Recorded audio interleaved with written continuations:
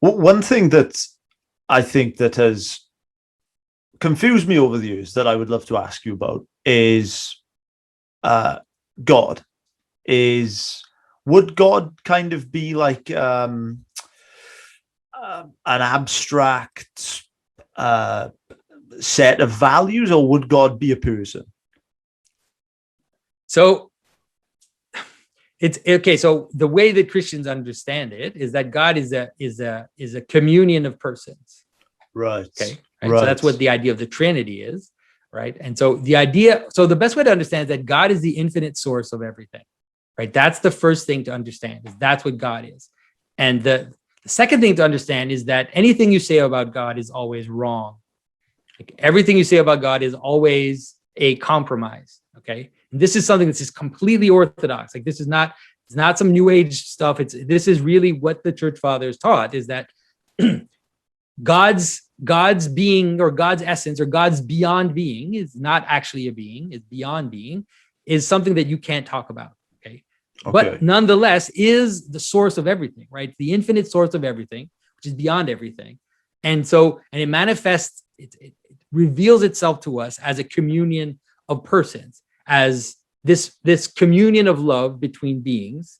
And they're not beings like I always say, like, if you think that when I say use the word being, it's like the same thing as your car, or as an apple, then stop. Then God doesn't exist then.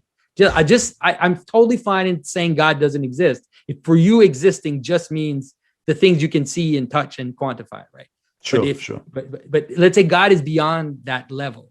And so that is how God reveals itself to us, as a communion of love. And you could say that in Christianity, the infinite itself, right, and the expression of the infinite, and the manner in which the infinite expresses itself in the world, is all part of God.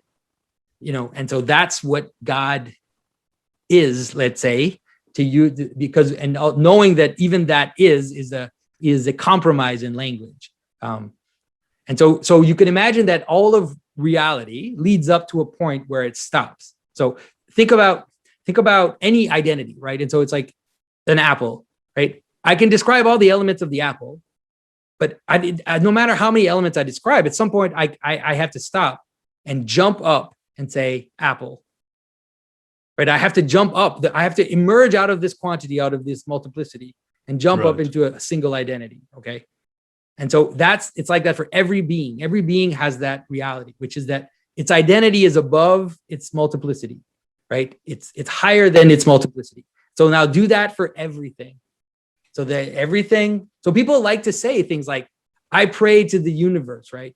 And it's like, there's something dishonest about that, because how can you say that the universe is one?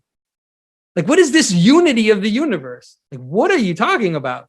And so that's why even that has to jump up into something which is beyond, to something which is completely beyond all ways of naming, of manifesting, anything that you can think of or quantify.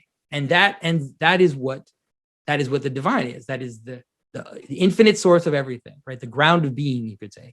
There are different ways of trying to talk about this. And then for Christians, especially, it manifests itself as a communion of love. And then that communion of love helps you understand how things exist in the world. So it's like the fact that you can see that something is one. And you could go as simple, even an apple, you could say something like, the apple exists through a communion of love. And you'd say, oh, that's a stupid thing to say, but think about it. It's like the elements that make me recognize that something has being, they're all multiple. There's an indefinite amount of them, right? A chair is even better. Like, there are all these elements of the chair, and then somehow they come together and they join a single purpose, and then they exist as one. And that's what love is, because it doesn't also destroy the multiplicity, right? It doesn't stop the chair from being multiple things at the same time. It's still legs and a back, and it's all those things are still there, but somehow they're able to kind of come together and become one. And that's how the world exists. Like, that's how everything exists, basically.